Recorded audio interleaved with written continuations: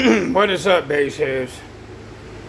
It is the OG Soda Pop Kid coming to you direct again, down in the garage. And I got more bass head stories for you. I call it bass head talk.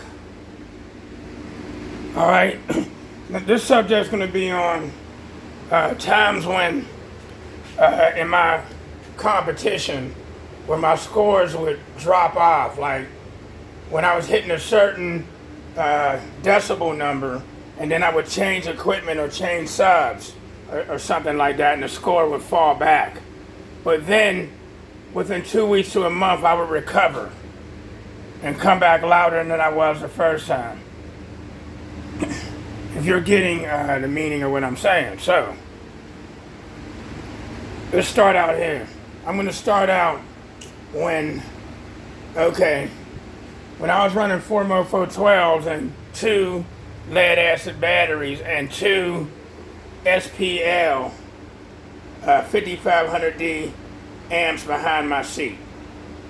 The batteries were behind my seat. The amps, well, technically, I ended up with 4 batteries. 4 lead acid batteries. All right, and they were Duralast batteries at the time. And I had finally got to 150, did a 150.2 in 2010 at the Mecca Worlds. Okay, and it was out in Tennessee, and I ended up coming in 5th place that year. And I think I did place in Park and Pound at 5th or 3rd or something that year as well. Okay? And like I said, I was on a 150.2, and then I put an amp on each sub and made it to a 151. Well, no, it was a 150.2, and then I eased my way up to a 150.7. The score started going up, and I added another amp, 2 more amps. 1 amp per Mofo sub, and I ended up with a 151.7. All right, then finally, I found out I was able to get 812s in my car with a top port. All right, and when I found that out, instead of just running 8 Mofos, I got real cheap. I ran 8 Lanzar Max Pros. I got in touch with Lanzar and got them speakers for like $47 a piece, and the sales rep assured me that they would do good, that they would pound. Well, he lied to me. I even hit him up and told him after the fact. I got 8 of those, and this is when I decided I was going to put the amps and batteries in the trunk now, instead of them being behind the seat. Even though I was warned by some bass heads like Vernon Sargent from Team Neo at the time, and some other people, that I should put the batteries in the trunk because of the gases that those lead acid batteries release that can get into your lungs and possibly kill you. Okay, so they kept telling me about that, but finally, when I went to 812s, there was nowhere to mount the amps back there. Okay, so I was like, okay, now I gotta go in the trunk finally. And I still had the 4 Duralast batteries, and I started moving all my amps and stuff to the trunk. And there's some other stuff I had to do, because then this trunk was my actual trunk. And them bars that used to be back there, where you see those little latches there that don't got that bar used to be able to hold up this heavy ass trunk. And I didn't know how heavy the trunk was without that bar. But I had to remove that bar at the time in order to fit my amplifiers in there. So as I'm looking at my trunk now, you know what I mean, all jokes aside, now there's room there, and them bars could have stayed there now, but for some odd reason I needed to remove them at the time, and they were in the way. Okay, and I don't have them no more, I got rid of them. And this trunk, that's when it was revealed to me how heavy this trunk really is without those.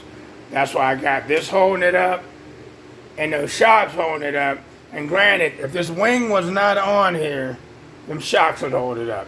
If this wing just made it heavy, made it too heavy to stay up. Okay, let's keep moving forward. So, everybody on Facebook was watching this build. 8 Landsar Max Pros, the same 4 SPL FX1 5500Ds. Those amps only really did 1,875 watts at a half ohm each. Okay, that's the power that they did. They wasn't no 5,500 watt amplifiers. They just named it that. Okay, so I had 4 of them, and the Landsar Max Pros, the wattage on them, if I can remember, wasn't a lot of wattage at all. I can't remember what the watts on those was. They wasn't as much as the Mof. That was like 400 and something watts each. And I ported them and everything. It was a top port. I even have pictures of it. And it took me like a week. I worked like hard for a week because it was a 4X show in Ohio. It was a 2-day show. Okay?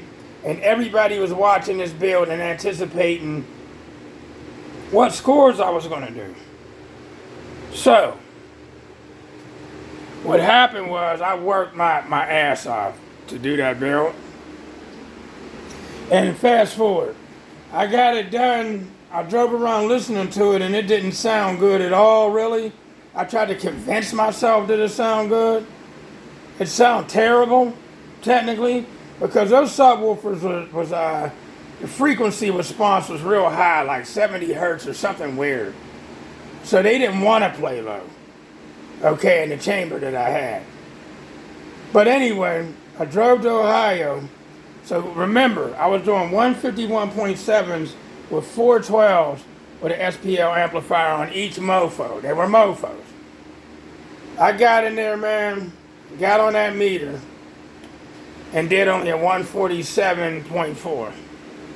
Man, I was so disappointed. My head went down. The whole crowd said, "Ah." You know, and everybody was quiet, and I was quiet.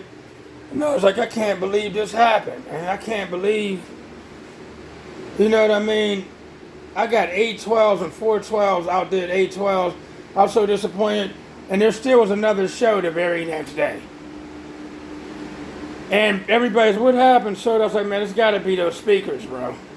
I was doing higher with the 412s, remember? And they was like, yeah, we remember. I was like, those subs suck. I sold them immediately. I came back home.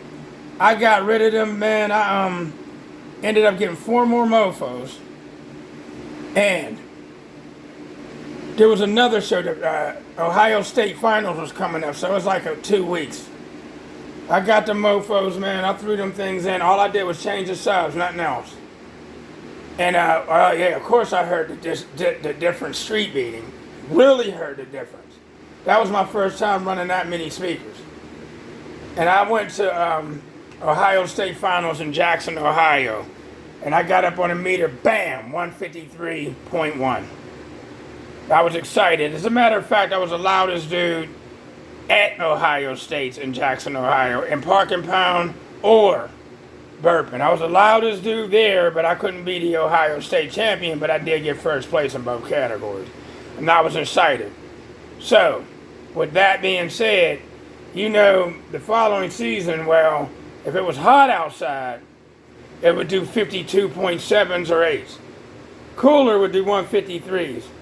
This is around the time that I was being antagonized by this guy named Too Short, who had 8 XFL 12s in a pickup with 2 1100.1s. He was busting, well, at the time, he was only doing 152s, you know, with all that power. 2 1100.1s, 8 XFL 12s in a wall. I was after him. And the reason why I was after this guy is because he was in Modified 5 in Mecca, okay? But you were allowed to get into Radical X. Since Radical X is an exhibition class, basically, it's a high class, but an exhibition class, anybody can hop in to Radical X just so they can see a higher score in the kick, okay? So, he was staying in his own class until he saw Steve Mick and Clayton Koenig on their way to the show, like coming across the highway to come to the show, and they were in Modified 5 as well. And he was terrified by them. The story, as the story goes, his girlfriend had got a settlement. She had some type of disability, and she would get the settlement, and she would use her settlement money to buy his stereo equipment for him. But he could come in no worse than first place if she spun her hard-earned money. He had to come in first place. If he came in any place but first, she would flip out on him, and I mean in front of everybody. Literally flip out on him, call him names. I've seen it happen when I beat him when he had a CRX with 4 XFL 12s in it. And I ended up beating him with Lanzar equipment. Here we go. And she flipped on him in front of everybody. Well, when he seen Clayton Koenig and Steve Mick coming, he knew both of them was going to put him in third place. He would automatically jump in Radical X. And I was in Radical X. And I explain this to y'all because of how my stuff was built. Not what was in there. About little dumb stuff like, you know what I mean? The roof, the no wall came across the B pillar a little bit. They throw me in Radical X. So he would jump in my class, and he was louder than me. This is before I got those 812s. He was louder than me, and he would hop in my class. And I was like, dude, why you hopping in my class? Because here comes Clayton. And I was like, you're scared of them. You're literally scared of them dudes. I was never afraid to go up against anybody. I was like, but I'm a little distraught because you're scared of them. And then you hop in my class and won't even do your own class. That's your class. I don't care. I can't come. Yeah, I was like, I'm going to get this guy. So when I got my 8, then I remember him going against me at a Butler show. And he was doing like 152.8, something like that. And I was doing the 151s or 152s or 151s with only 412s. And I remember certain people would get in my car and listen to it. And they was like, dude, you're almost at his score with only 4 speakers and a hell of a lot less power. You know what I mean? They would like taunt him like, man, you know. And I remember Sam Horn, this was at the DB Drag Show over in Butler. He was showing favor towards Too Short because he had 2 1100.1s and 812s in there. And I remember him putting the mic, I was going to go against him, and he put the mic to Too Short's mouth and was like, tell us how many watts you got. 22,000 watts? 22,000 watts! He was, you know, advertising in front of the crowd, and he looked at me and ain't asked me anything. I was like, oh, damn, wow. Damn, okay. You know what I mean? And he beat me. You know what I mean? I was like, I'm going to get this guy. So I had my 8 mofos and 4. So in other words, I had like 6,000 watts. Technically, burping. And he had 22,000. Don't you know I didn't see him at the next few shows? The next time I seen him, he found out how to get his score up to like a 56. He either had somebody tune his amps for him, or he turned them up. So he ended up getting 56s now. With his setup the next time I seen him. I was like, oh, you got more score. I was like, because I was coming after your ass, dude, for jumping in my class. So I was doing 53s now, and he was doing, you know what I mean? Because what I ended up doing is getting a SPL amp for each sub. And when I did that, my scores went up to like 153.7s. So that's what the score went up to. This is when I knew nothing about opening up windows or going in the kick panel. Because then I probably would have been up with him then if I would have knew how to do that. I didn't know nothing about that. I was always sealed outlaw on a windshield. No matter what. So, but nevertheless, that's the story of my score moving forward. When I fell back within 2 weeks, I came back. Another story. These stories are going to be recent. Okay? I'm going to tell you the story a couple seasons ago when I got the Soundstream X5 Tarantula subs. Them things weighed about 70 to 75 pounds, 4-inch coil, big ass magnet, 3,500 watts RMS, 7,500 watts peak. And this was during COVID when they was running out of speakers. I couldn't find the speakers I wanted with American bass. Bob was out, Wholesale House was out. Then I turned around and called Robbie about the Resilient Sounds. He was out. And so I'm on Amazon and everything because the season was starting and I needed subs because I sold my HDs before they were the blue baskets. I sold them and I got rid of them. I needed subs bad. So one of my buddies, Mod Nick Trevor, he told me about the Soundstream X5s. He showed me pictures. He's like, I got one. Man, reach out to my man on Team Soundstream out there in Long Beach, Solomon Bustamante.